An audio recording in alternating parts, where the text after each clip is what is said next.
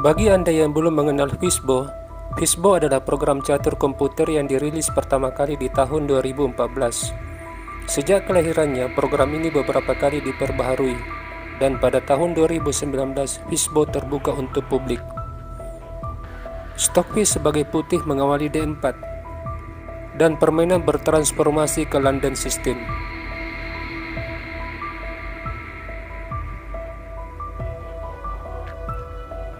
Dari langkah 7 sampai langkah ke-11, kedua pihak melakukan koordinasi buah dengan menempatkan perwira untuk menyusun strategi permainan.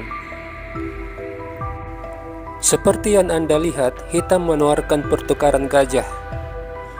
Putih bisa saja memiliki pion tumpuk jika terjadi pertukaran gajah. Tetapi putih memiliki kontrol yang kuat di petak E5. Dan jalur E menjadi terbuka yang bisa dimanfaatkan menteri dan benteng.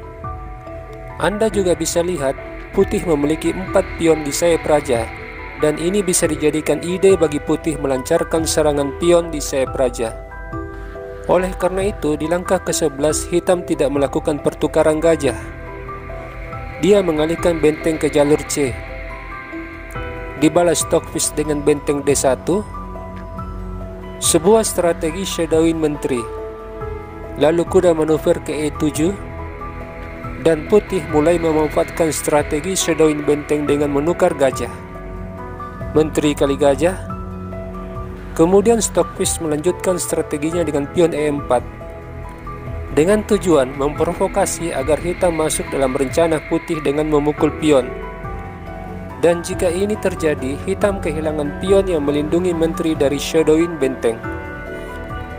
Permainan bisa berlanjut dengan kuda kali pion, gajah kali kuda, gajah memukul, dan Anda bisa lihat posisi menteri hitam serba salah dan harus kehilangan tempo akibat menghindari shadowin benteng. Kemudian benteng putih mendapat jalur strategis. Maka dari itu hal ini tidak terjadi. Hitam memilih pion menyerang gajah. Dibalas pion menyerang menteri dan kuda. Pion kali gajah. Menteri kali pion. Menteri mundur. Pion kali kuda. Pion memukul. Setelah terjadi pertukaran perwira, memberi 3 keuntungan bagi putih. Pertama, kerusakan struktur pion di sayap raja. Yang kedua, putih memiliki kontrol atas petak E5 didukung dengan keberadaan benteng di jalur E. Dan yang ketiga, gajah hitam berada dalam posisi pasif. Permainan berlanjut dengan kuda F1. Sebuah manuver membawa kuda ke sayap raja. Disusul dengan menteri F4, kuda mundur, dan kuda hitam ke G6. Demikian pula Stockfish membawa kudanya ke G3. Perhatikan, sepasang kuda putih berada di sayap raja, sementara hitam hanya 1 perwira ringan berada di sayap raja. Hitam melangkah menteri G5. Keberadaan menteri hitam menjaga sayap raja juga memberi tekanan di jalur G dengan kemungkinan dorong pion F5 lalu F4. Situasi ini membuat Stockfish segera menawarkan pertukaran menteri. Hitam lalu mengalihkan gajahnya di diagonal A6 F1 dan kuda G4 menekan petak gelap di wilayah hitam. Raja menepi, pertukaran menteri. Kemudian Stockfish konsisten dengan rencananya menekan sayap raja dengan kuda H5. Menambah tekanan terhadap petak F6. Dijawab dengan benteng C7, lalu kuda menempati petak F6. Sepasang kuda ini tidak hanya menjepit posisi raja, tetapi juga menghambat pergerakan pion hitam. Kemudian petak D7 dan E8 dalam kendali kuda. Di langkah ke-25, hitam menyerang pion dengan gajah C4, lalu pion dilindungi dengan benteng. Pion A5, dan benteng manuver ke baris 3. Benteng disusun, putih lalu membawa rajanya ke H2, dilanjutkan dengan pion H6. Putih juga dorong pion G3, membatasi pergerakan kuda di F4 dan H4. Kemudian kuda dialihkan ke E7. Permainan berlanjut dengan pion H4, disusul dengan pion A4. Lalu putih menutup pergerakan pion hitam di jalur A dengan A3. Kemudian hitam memukul pion, dan Stockfish dengan cerdik tidak memukul pion ini, tetapi dorong pion G4. Pion H4 dengan sendirinya adalah pion lemah yang mudah diambil kapan saja. Sekarang pion G4 membatasi kuda di petak F5 yang akan menyerang posisi benteng. Hitam lalu menawarkan pertukaran kuda, direspon dengan raja menyerang pion. Pertukaran kuda terjadi, kemudian gajah ke B3. Dan saya menyarankan Anda agar menonton video ini hingga akhir, meskipun permainan berakhir hingga langkah ke-69. Karena yang bermain di sini adalah Angel Catur, Anda bisa memetik pelajaran bagaimana bermain ending dengan struktur bangunan seperti ini. Permainan berlanjut dengan benteng E2, gajah menyerang benteng, benteng kembali ke E3, begitupun juga gajah kembali ke B3, kemudian raja memukul pion. Benteng C6, Stockfish melihat pion H6 adalah pion lemah, sebab itu dia menggeser bentengnya. Dijawab dengan pion B5.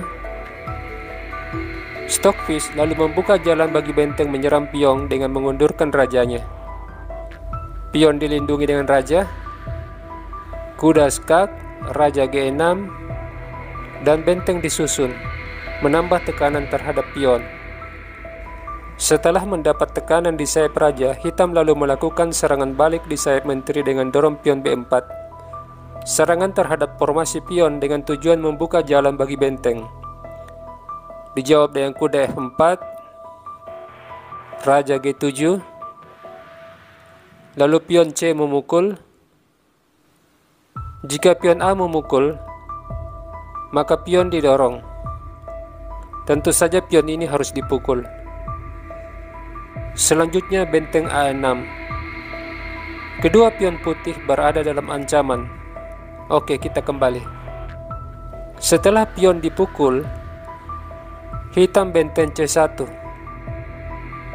Kuda menyerang benteng. Benteng C4 dilanjutkan dengan benteng pukul pion. Hitam lalu menyerang kuda. Stockfish menempatkan kuda di jalur C, membatasi aktivitas benteng C8. Hitam lalu memukul pion D. Seperti yang Anda lihat, putih unggul 1 pion. 5 pion putih berbanding 4 pion hitam, di mana putih memiliki pion bebas di jalur B, sedangkan hitam memiliki pion bebas di jalur D.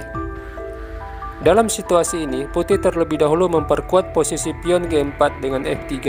Langkah ini tidak saja memperkuat pion G4, tetapi membuka akses bagi benteng putih di baris 2 melindungi pion B2. Permainan berlanjut dengan benteng C4, dan putih mengundurkan bentengnya, menyerang gajah dan melindungi pion B2. Hitam lalu dorong pion bebas, dan benteng dialihkan ke jalur D, mengawasi pergerakan pion bebas hitam. Gajah B3. Putih lalu membawa rajanya lebih aktif, mengincar petak strategis. Nampak keunggulan putih karena ia memiliki kuda outpost, dan hitam segera menukar kuda dengan benteng. Pion kali benteng. Lalu hitam mengantisipasi pergerakan raja dengan pion F6, dan Stockfish membawa rajanya ke petak gelap. Raja tidak ingin ke petak terang sebab hitam memiliki gajah terang. Hitam lalu membentuk formasi pion dengan E5. Lalu kedua benteng putih beroperasi di jalur H. Direspon dengan gajah C2. Putih lalu menyerang gajah dengan benteng. Gajah terkena serangan 2 kali. Tentu saja hitam harus mendorong pion, melindungi gajah. Direspon dengan benteng D2. Dan benteng tidak bisa memukul pion C, sebab benteng kali pion, gajah kali benteng, benteng kali benteng. Di sini hitam melangkah raja G6. Tetapi pion di jalur C menjadi beban bagi hitam setelah pion ini didorong. Dalam posisi ini, hitam hanya melangkah untuk memperpanjang napasnya. F5. Pion terus melaju. Pion E4. Pertukaran pion.